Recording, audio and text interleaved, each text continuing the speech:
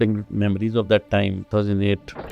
It actually happened when I was just going through your questions. The tragic story, the double murder in Noida of a young girl, Aarushi. The one thing that we have learnt over these last 16 years is that we cannot take anything for granted. 2008, we had a very happy life, happy family, comfortable, full of fun and laughter. Everything was very good and time kind of flew. And before we knew it, our little baby was planning her 14th birthday. Then May 2008 happened and overnight life just turned around. A whirlwind of things were happening, actually leaving us no time to even grieve for Aarushi. The media frenzy was enormous and every morning we would wake up to see something new in the newspaper and see something new on the TV and running around with lawyers. So somebody attacked me, and it was a pretty serious thing in the sense that by the time I reached, my brother thought I had gone.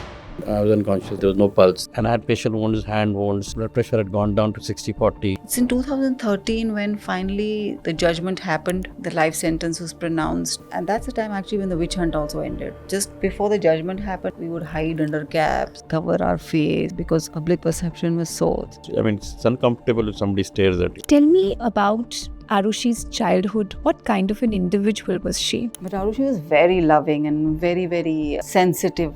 She was very bright, very intelligent. She studied in DPS. Always top of her class. She was reading some very serious books of human tragedy, about tragedies women go through in Iraq and Iran. If I go back in time, 16th of May is a day you don't want to be reminded of. But I want to look at the insights of what may have happened to the run-up.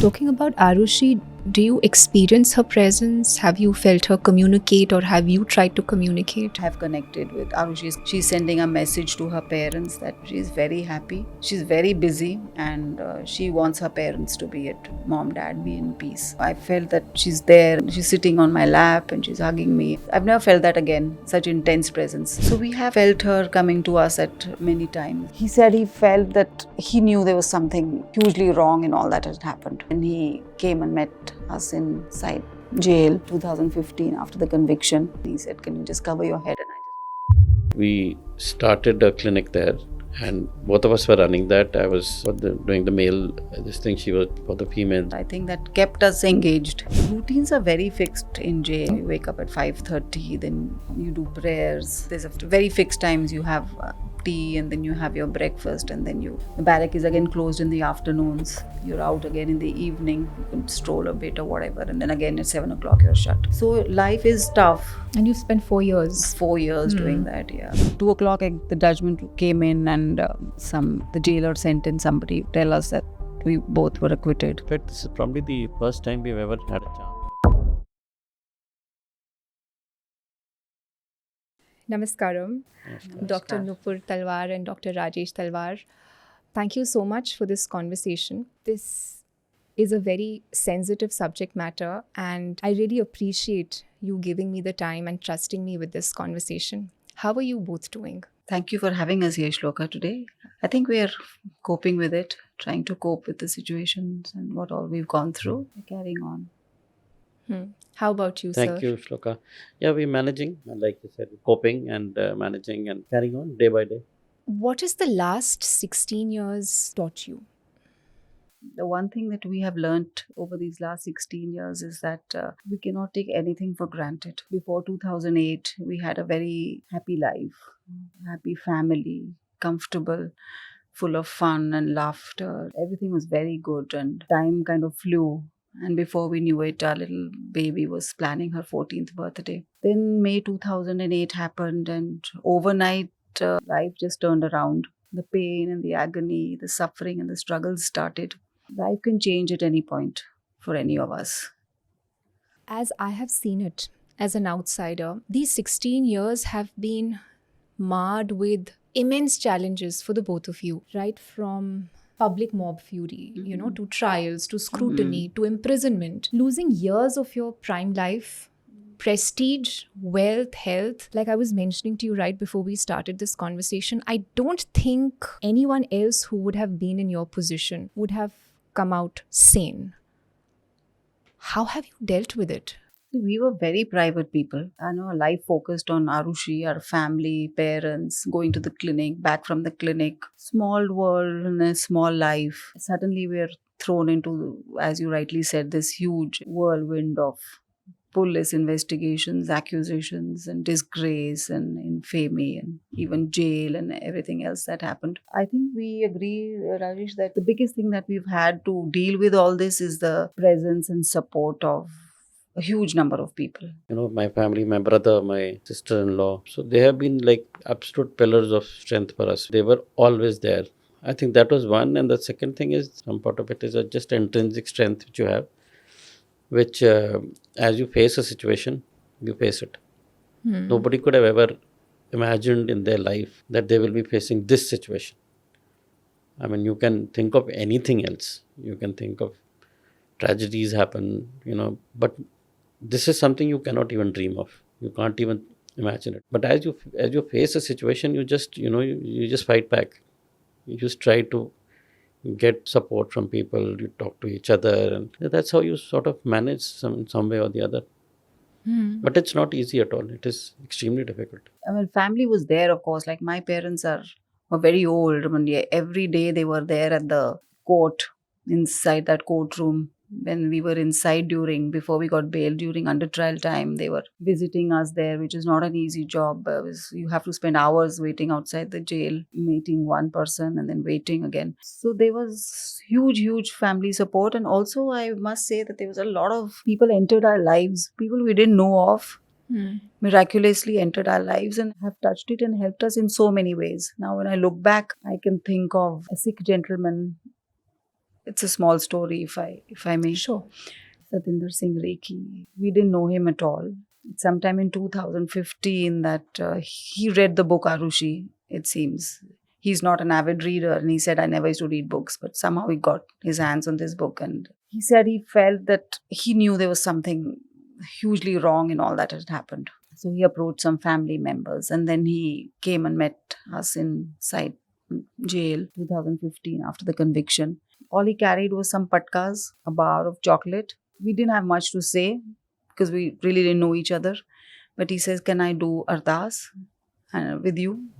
So he gave Rajesh a patka when he met him, and then later he met me and he said, can you just cover your head and I just want to do ardas. So he did ardas. He gave us that little piece of chocolate and he was gone. But And he gave those shabads. Shabads to read, and I was absolutely clueless about I don't know the anything about Guru's Shabad. Bani and Gurbani and anything of that kind of spirituality. So he said I want you to read this. I'm going to help you understand it at this time, but if you can try and read these yourself. And then he was gone.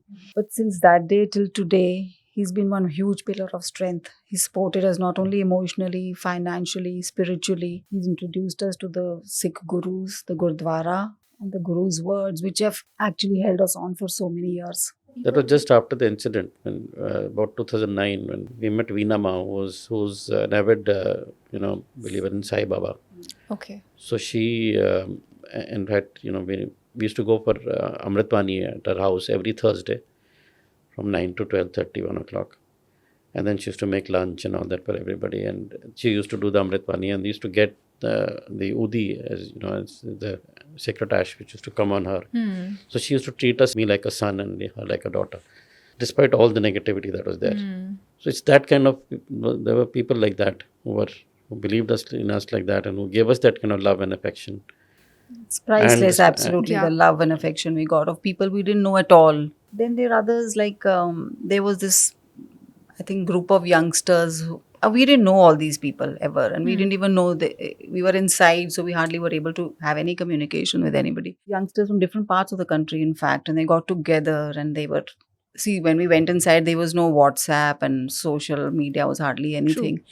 So by the time we came out, we realized that a whole sea of change had happened. And so these youngsters were, in their own manner, kind of 20s, trying to 30s. spread the word about Aarushi, about our innocence. And when we came out, then they also helped us move along in our clinic and digitalized it and, did Okay. things like that, which was very nice. So then the patients were also there who from day one they've been back waiting for us, and everyone has a nice and kind word to say, which is amazing considering the amount of Yes. negativity that surrounded us, you know. I think that is one thing, this connection with people we knew and we didn't know, which has kind Giving of you that held us support. and given us a Yes. So huge this amount other of group support. calls themselves the extended Talwar family. Okay. And there How are lovely. 15, 20 young people in that. Hmm. And we've got a group and we keep talking, and, you know, all of them are busy. They're doing their work, but we, you know, keep meeting off and on. All parts of the country. Bangalore, Guwahati, Bombay, Delhi. Beautiful. As I was mentioning to you, I am quite close to Arushi's age, and which is why it hits home, right? Because this is not something that happens to somebody else now. Tell me about Arushi's childhood. What kind of an individual was she? She was special to us, right? She was a jewel in our life. She was the apple of our eye. And she was born like 24th of May, which is another Few days from now, in Sir Gangaram Hospital. It was a hot day, and I remember it was Purnima, and my mother said, you know, baby is born on Purnima, very lucky, and we must call her Chandni or something like that. But Rajesh had already decided. He says, if I have a daughter, I want to call her Aarushi, after one very cute little patient he had. And he said, no, if there's a girl, then she has to be Aarushi. And so that's how she was Aarushi. But Aarushi was very loving and very, very sensitive. She was very bright and very intelligent. She studied in DPS, She was a Noida. scholar student. She was Yeah. a scholar student. Who Always was top of her class. and school was easy for her. It was not like, and she loved going to school, you know, she loved studying. And you were in DPS, as you were telling me some time ago, and you know there are always these Monday tests in DPS. So but she was Saturday Sunday, she was prepared. She was not going to waste her Saturday Sunday studying for the Monday test. It would be over by Friday, and you know, so that she's free. She used to call it being a baby's doctor, but I guess it's being a pediatrician. But she's always said, I want to be famous like my dadu, Rajesh's father's famous cardiothoracic surgeon of the country. She always wanted to do that. So life revolved around our daughter, and everything we did was for her and because of her. We thought of buying, or we actually bought one place, another flat in Noida, with the idea in mind that Rajesh would say that she might need to go and study abroad and we might need the money to do so. So we had that. She was brought up by her grandparents, my parents, because we were working, of course, and she took care of every day from school, and Aarushi would go to her grandparents' house. And so she was pampered and doted upon, and all her demands were met. But she was like one grandparents' little Apple of the eye. apple of the eye also. And I think she lived life king size kinds, you know. She loved her friends and Very emotional. but very emotional and sensitive. At that young age, she was reading some very serious books Very serious. about tragedies women go through in Iraq and Iran, Okay. and you know, things like that. I remember once she said, just before all this happened and the summer holidays to come, she said, Mom, Dad likes to eat parathas and you never make them for him, because you're always restricting his diet. So she used to call Nani her Ajji or Ajja In Maharashtra. in Marathi. In Marathi. So you say, I'm going to teach Ajja to how to make parathas, because you're never ever wanting to give him parathas. So I said, so that was the kind of thing that was with her. There's one small incident which I always talk about and which always comes to my mind every time I'm thinking about her. Always, actually. She had this friend in school. The friend's name was Ghazal. So they must have been around 10 years old or 9 or 10 years old when Ghazal, unfortunately, we lost Ghazal in a swimming pool accident. Aarushi, of course, was little and probably she couldn't express it verbally. But later on, one of her friends, after Aarushi was no more, I learned from some of her friends that they had planted a tree in school, which was called the Ghazal tree. And every morning after I dropped Aarushi outside the gate, she would go there, first empty her water bottle that she carried from home onto the tree and then go to her class, even if it meant reaching late for the class. So that was the kind of sensitivity she had. It's deep sensitivity at such a young age. Do you question God? And how is your relationship with God, given what you've gone through? I think we always believed in the existence of God. We were never usually ritualistic though. His father always said that you lead a life of honesty and truthfulness and hard work, and that's all. That was what kind of religion at that time meant to us. Do you question the faith? Initially, there was a phase. I think there's a disappointment. There was a you know, disappointment initially. Why Aarushi? Why us? What did we do wrong? Yes. Is there a God? Yes. Why would he do this to us? Those questions. There was a phase that came. actually blame God. You say, why have you taken her away? So when I read Satyatra every day, and there's one story in that where one of the persons, Saptanekar, he loses his son. Then he's getting very upset and all that. So he wants to visit Sai Baba. So he goes there and he shoos him out. He says, I'm not interested in meeting you. He does that 2-3 times and he's very upset and doesn't know what to do. He's trying to ask other people to meet him. Then his wife gets a dream. Then the fakir comes to her and, in some form and says something. And then she tells that to her husband and he says that this is a good sign. That means he may have accepted her. So he goes there again. Again, he gets the same treatment, but the wife gets a very good treatment. Finally, he manages to sort of get to him and then he tells him that he tells the guy who's sitting with him, this person thinks that I have taken his child. He blames me. He has to have faith in me and everything will be fine. That's a story in that. After that, he gives him the child back in the mother's womb. So I did realize after that we cannot blame God. So that's whenever I think of God taking my child away. So we don't know anything. We don't know why these things happen. We really don't know. That our senses are limited. We can only see this much. We can't see beyond. Perceive we can't beyond see that, why we are here. And the very basic question of why we are here, we don't know. What is the reason for this whole world? You don't know. So the faith has to be there. So that's how we developed faith and, carried on from there. Even when we look at all these so-called gods, there was a very beautiful insight that I learnt of. Whether we look at Ram, whether we look at Krishna, they actually had disastrous lives, right?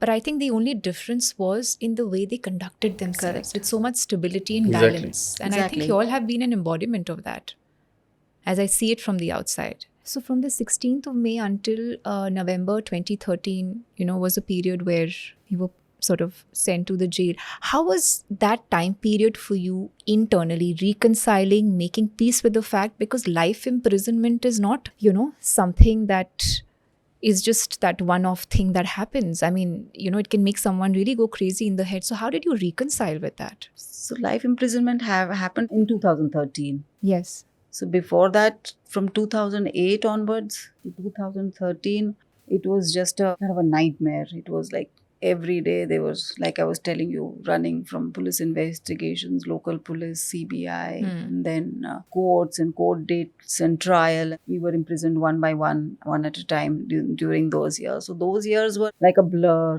a whirlwind of things were happening, actually leaving us no time to even grieve for Aarushi. No space, no time. The media frenzy was enormous, and every morning we would wake up to see something new in the newspaper, and see something new on the TV, and running around with lawyers. So I think that time we never could make peace with that or reconcile with that. We were just kind of living in like an autopilot. And not understanding why Not this is happening to understanding us. what's going on, what's happening with Why us. are we and going through were this? Probably emotionally also rather maybe dead or whatever, not able to think much. One minute to another was just involved in that. It's in 2013 when finally the judgment happened. The life sentence was pronounced. And that's the time actually when the witch hunt also ended. And the interest was lost in us completely. I felt that that's the time when the grief kind of took over. Okay. That's when we started experiencing the grief. Because before that, there was no time to even breathe. 2011 actually, because of all this media frenzy and all that. So somebody attacked me in the court. And Yes. With the meat cleaver. So it was a pretty serious thing in the sense that by the time I reached, my brother thought I had gone by the time I reached the hospital.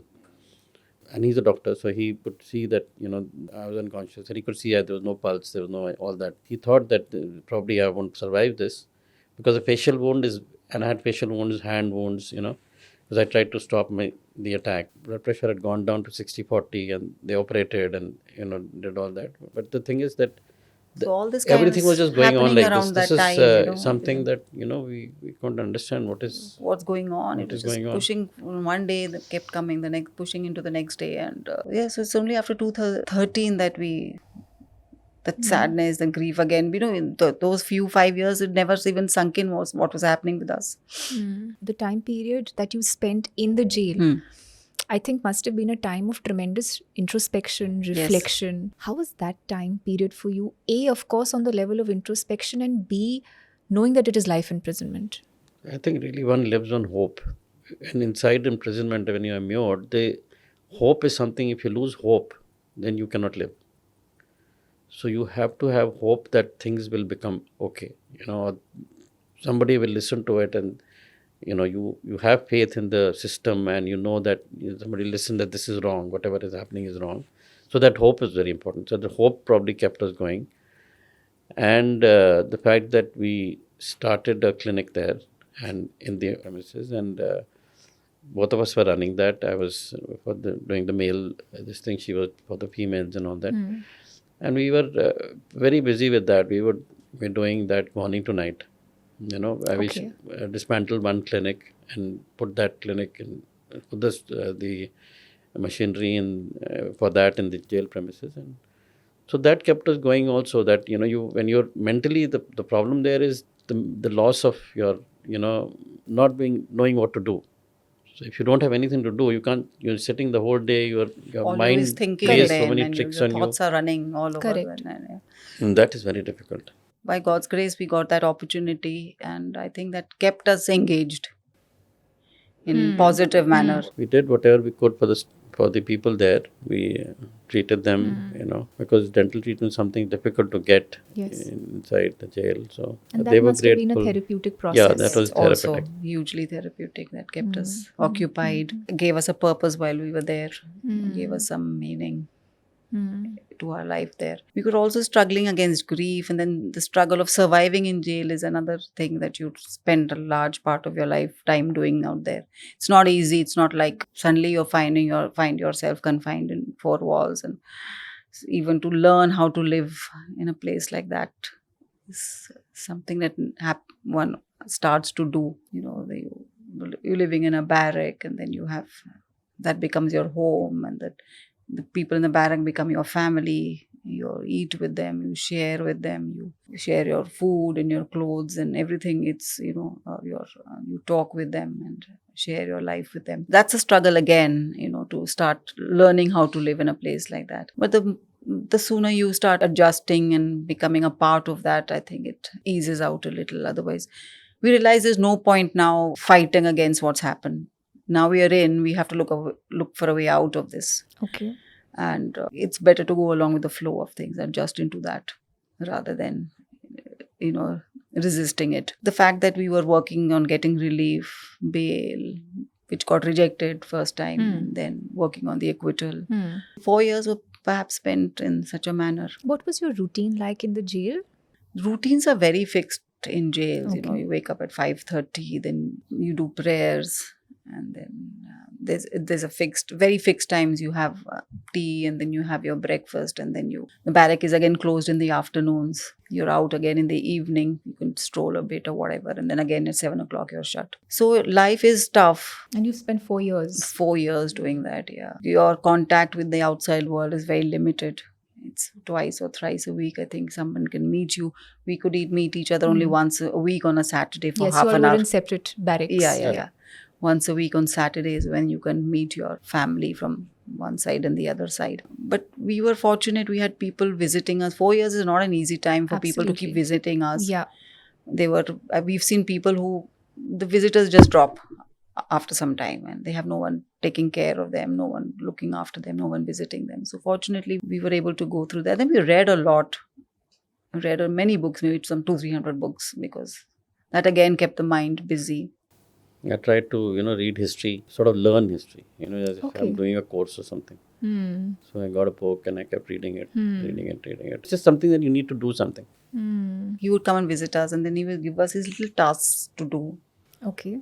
Gratitude diary. Okay. So Now when I look back, I think all of that helped. Yeah. That time I may have said, "Ki, what am I doing? Why am I doing this? But now I look back and I think that helped. He said every morning I want you to write 3-4 things about what you're thankful for. So we started doing that on a regular basis. Despite being there. Yeah. At times you actually have to think about what you want to write, but we did that. Help 3 people Help every someone. day. Smile at 5 people. Make Okay. someone smile. Small things which eventually, Which he does till date. Okay. which he does till date. But I think all that sustained us through all this difficult time. And like he said, the hope was there. We were always hoping and praying for this to happen also.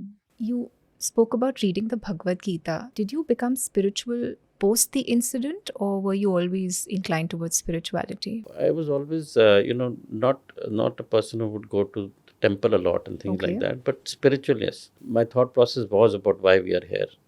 Okay. It was always like that. Did it intensify in the jail period? Yeah, because you've gone through so much, then you're thinking only about that. So that's how I wrote all that poetry and all that, about life in general, about what has happened, about how to survive, about, things like that. Not that intensely spiritual, but yes, I used to think about it a lot, even when I was in college.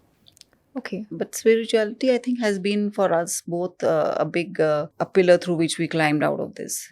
Holding on to spirituality. Don't think it was possible otherwise. Another person, Dr.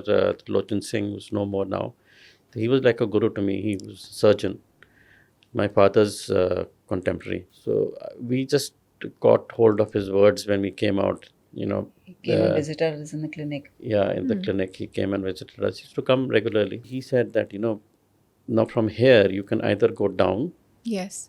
or you can go up. So I will not. I don't want to see you going down. So he would call me every few days, 1 or 2 days. How are the patients? Patients are coming. What are you doing? I've sent so and so. I've done this. Things like that. So that was again a very big help. Because then coming from somebody like him, whom I also considered my guru. Yes. Yes. It was a big inspiration. He was a very spiritual man. Yeah. Did you take to meditation, yoga?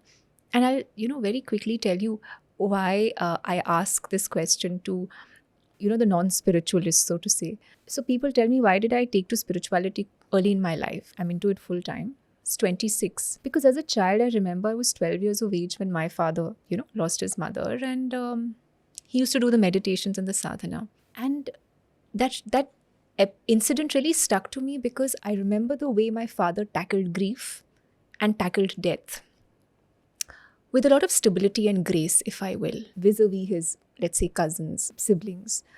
And that always stayed on. And it was much later when I got into sadhana and meditation myself, I think somewhat maintained that distance between the outside and myself. And I feel that somewhere that alleviates suffering. It sort of makes life slightly effortless, if you will. So did you ever explore those dimensions? Not so much yoga and meditation, but I have taken a lot of peace from the kirtans in the Gurdwara, the Shabads. They've given me immense peace and, feeling of lightness. In times when I've experienced Aarushi also there.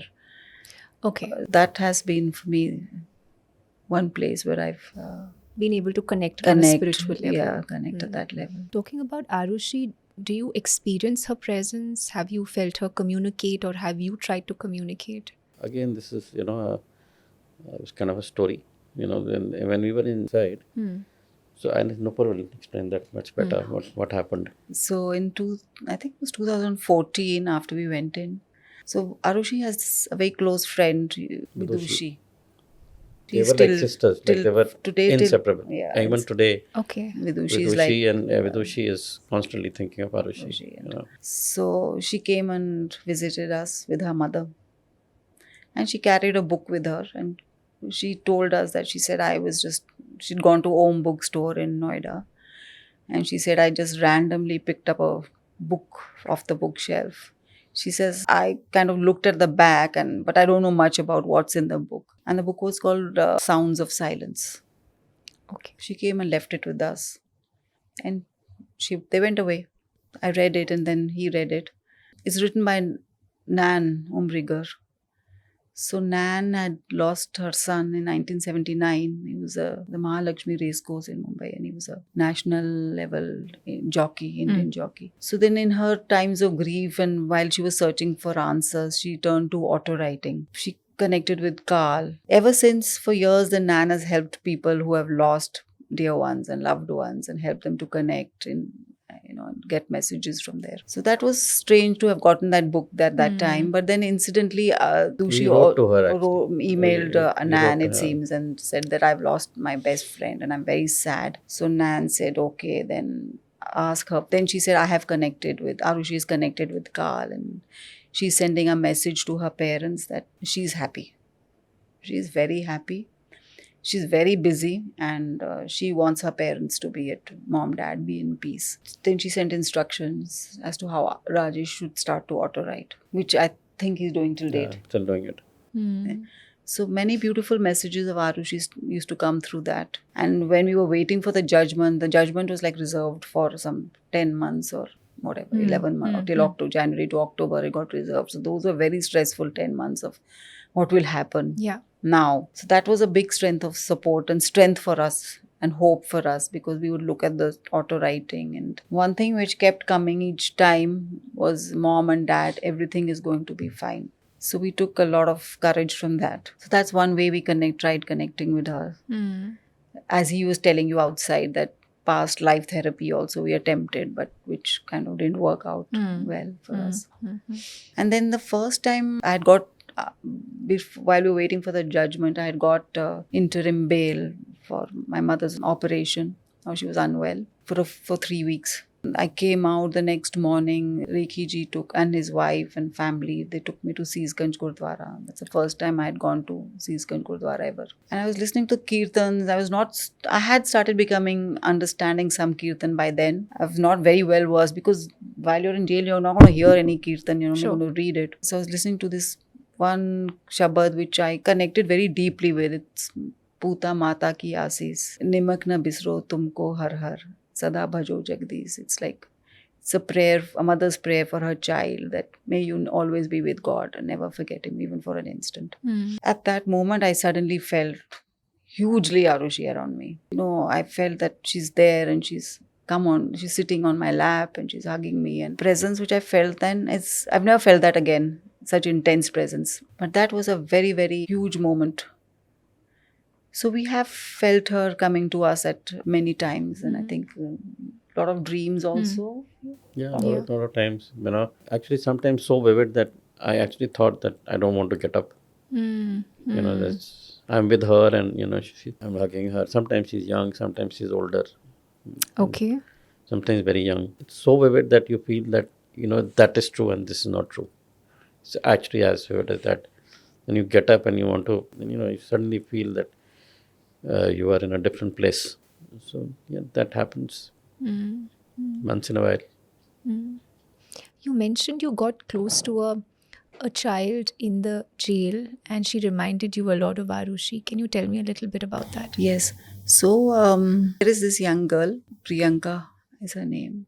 They call it Fatta. Fatta is a space in which you are allotted to sleep on the floor.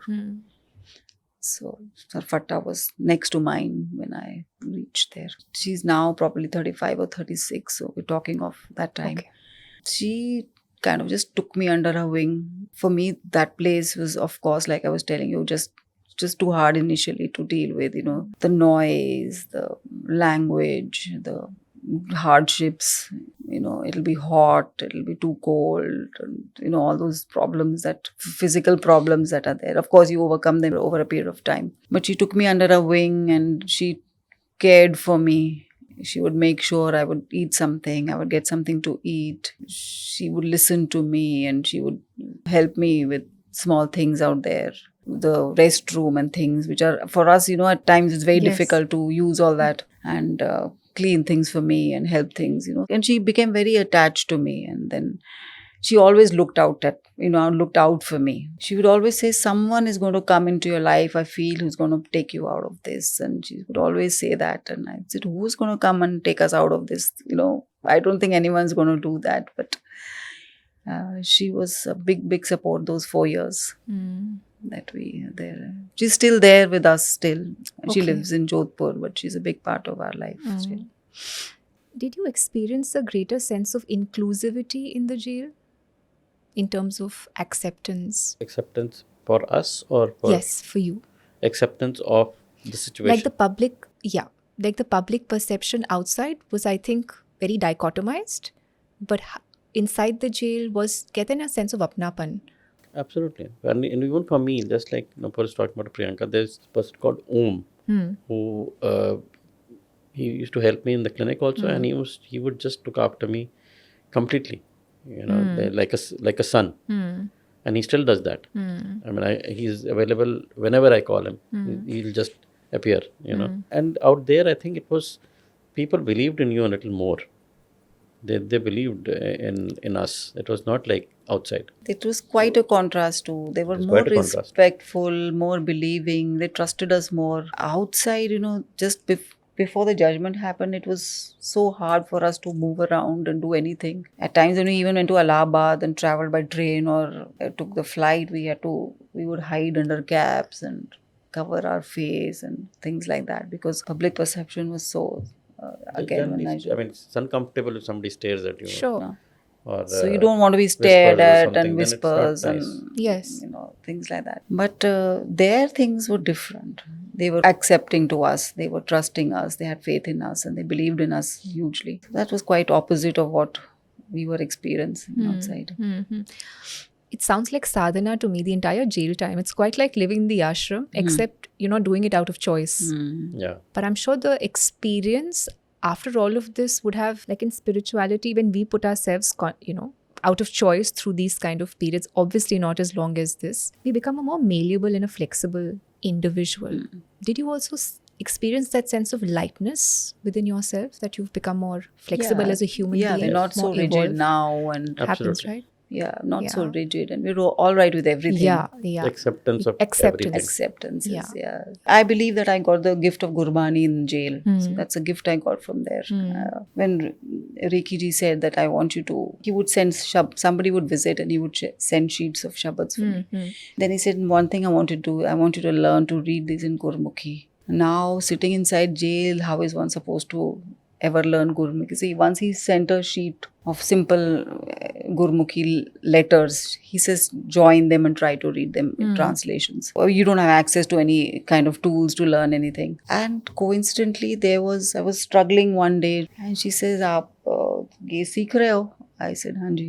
And she happened to be from Gurdaspur in Punjab. So she said, "I can teach you."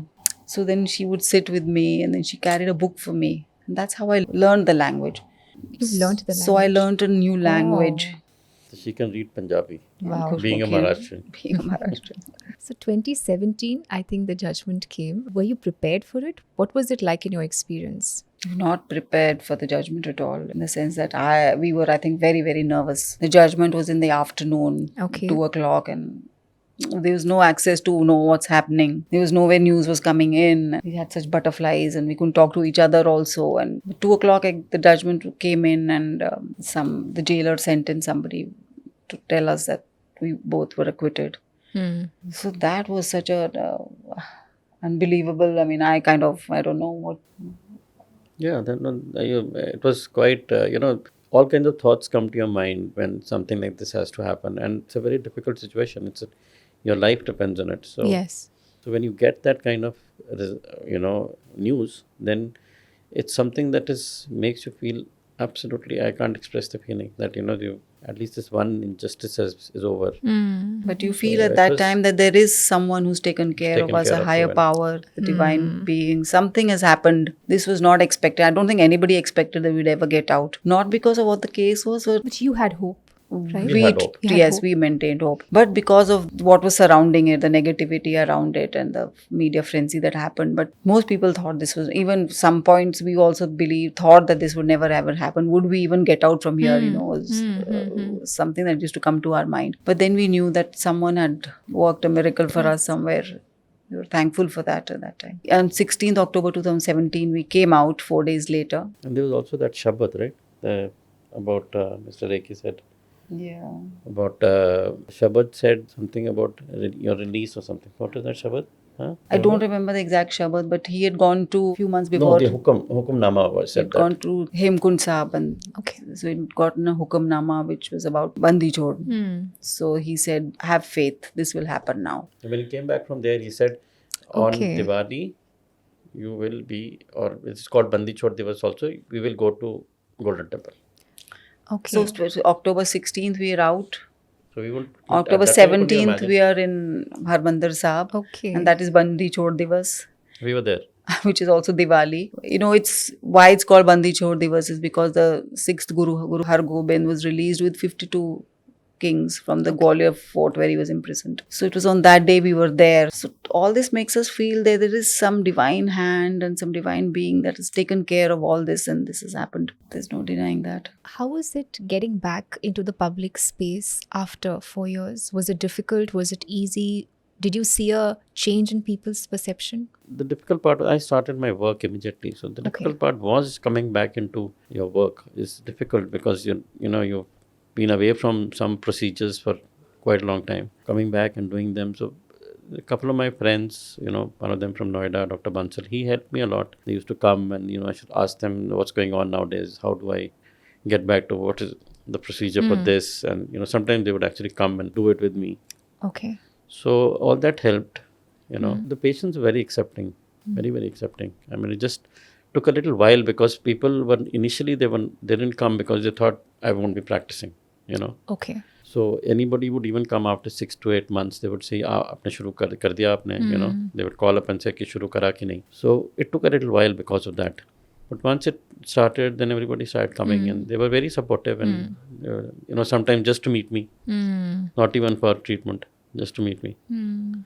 So that helped. And public perception has also, I think, now changed largely. Okay. There are people who recognize us still, but the interactions are positive. Okay. Mostly people would say that we are sorry for what happened. Does that bother you? No, positive interaction doesn't bother us. Not the positive, the association. No. Not so much now. I think if somebody looks at us, recognizes us and says something, Yes. It's better. that is better than okay. not saying anything. Yes. There was a time, that time when even going to go to a sabzi wala was difficult. People would nudge each other, whisper and judge us and, stare at us, that was the very difficult time. That time we were not going out, we were not able to do anything, we were hardly able to function normally. These interactions they're okay. They're good, in fact. They make you realize that there are people who think about you well. The media frenzy, however, has been insane, right? Absolutely. In my observation, I haven't seen a bigger frenzy than this. I remember watching that footage when you all were released and you were getting back home to Noida, to your parents' place, and the cameras were following you. You were huddled and they were following you, and there was no reaction from your side. How did you deal with all that? The intrusion. Because it's not easy. I don't think we ever were able to deal with that media frenzy. Did it frustrate you at that point? Many times, most of the times, yes. You just have to go through it. I mean, it was, like I was saying, it was like a witch hunt. So at the courtroom, we were like kind of lynched many times, cameras and things like that. It was too horrible. And there's nothing we could do about it. There was no way to deal with it. And you couldn't react. We couldn't react. We couldn't do anything. It was just a very difficult one. And then again, like I was saying, we were so private. I don't think then this was sudden exposure into the limelight for all the... Most people are private. Private, Most live their people own are- life, they don't, and suddenly we're thrown into this kind of limelight for no good reason at all. That was a very tough one. If you had to give advice to grieving parents, and through all these years that I've lived post the incident, you keep hearing of cases, right? In fact, I'm in the defense circuit, so we get to hear a lot of that. That space also experiences a lot of this. What advice would you have to give to grieving parents? In our experience, when such a loss happens, the first thing we do is look around and say, why only us? Yes. Why are we That's the suffering? first question. Why have we lost our child? When you face such a loss, it's very important, or it would be good to reach out to other parents who have gone through the same loss. We did that also. We reached out to some parents who had lost their children. Soumya's parent, Vishwanathan's parents were one. There are some others also. Okay. And now other parents do that with us. Then when you're able to talk of the loss, you're able to share the loss and your emotions. And I think you form a connection, which is very helpful. I think you feel that you're not alone. you're not alone in this. Otherwise, So it's important to have. And in fact, I did search for some support groups and things, Yeah. which I didn't find. Okay. in India, we weren't okay. able to find I any. didn't know about this. No, there's no support group for this. I don't think there's any support group. They Probably weren't at because that we time, have- but now we don't know. We have spirituality and all that, so people are more, tend to deal with this alone. Sort of meeting. Of course, we have met a few people who have, lost their child, and then they have come and they wanted to talk to us, and but there's nothing where you can actually go to and somebody will guide you. And you don't want to go to a psychologist. You want to go to a group of people who are undergoing the same tragedy or the same kind of unhappiness. So that is difficult to find here. There are support groups worldwide, but not in India. I'm calling it the lightning round. So, very quickly, I'd like to know from the both of you Okay.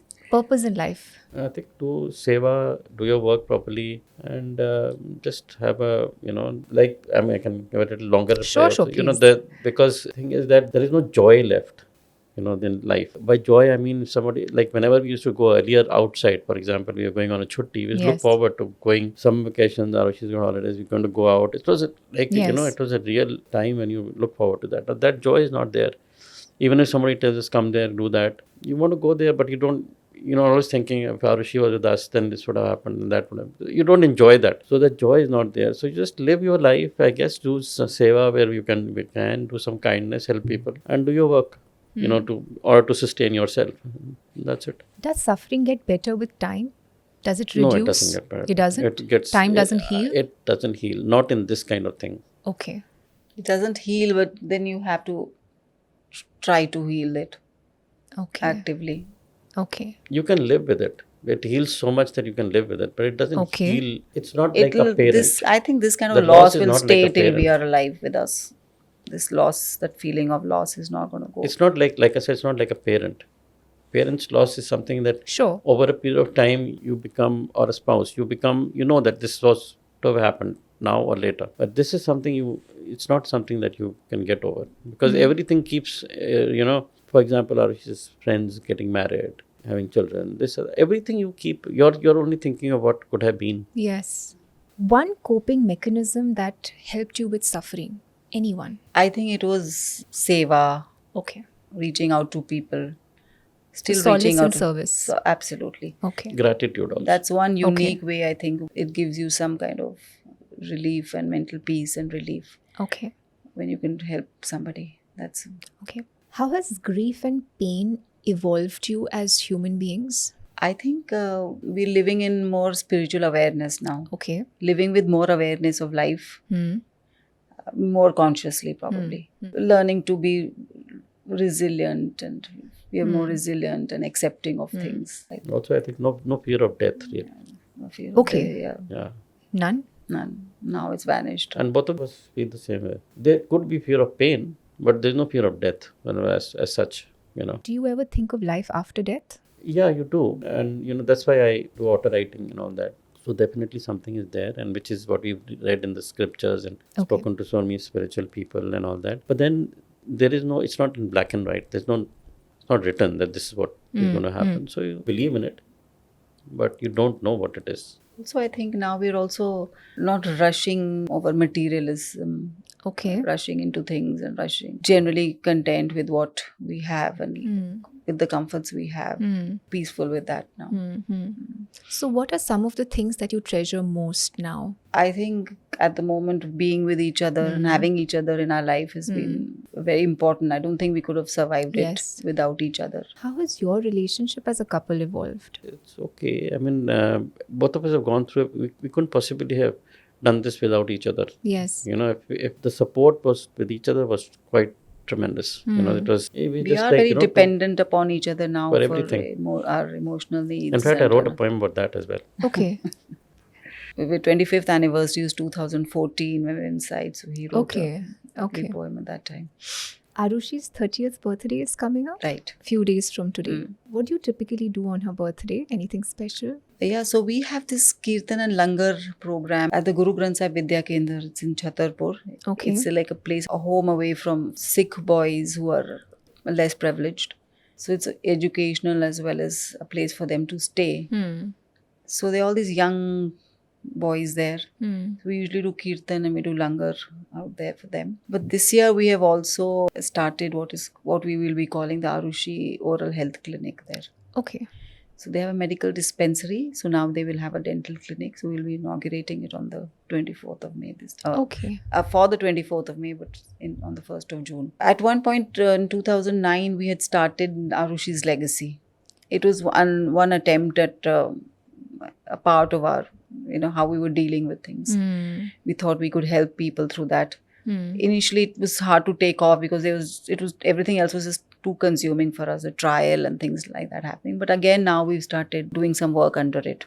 Okay. So we do blood donation camps, usually around the 15th, 16th May. And then we have the Kirtan and Langar at that time. This time they will be the clinic. The legacy has also started providing legal help, legal aid to some imprisoned women. So we bought bail for some.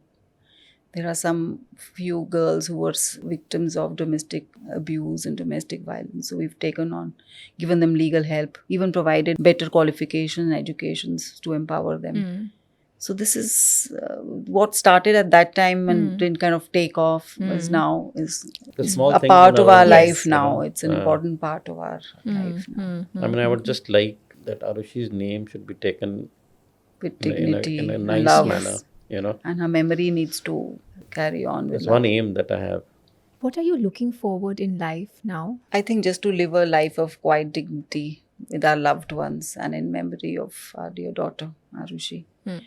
I just hope to change that's the someone's problem, life. actually. Yes. Bring Service. bring a change somewhere. Ultimately, I think it all comes down to that. If there's anything you'd like to say to people, to viewers, anything? Yeah, in fact, this is probably the first time we've ever had a chance of talking to somebody About our life about, now. Our life.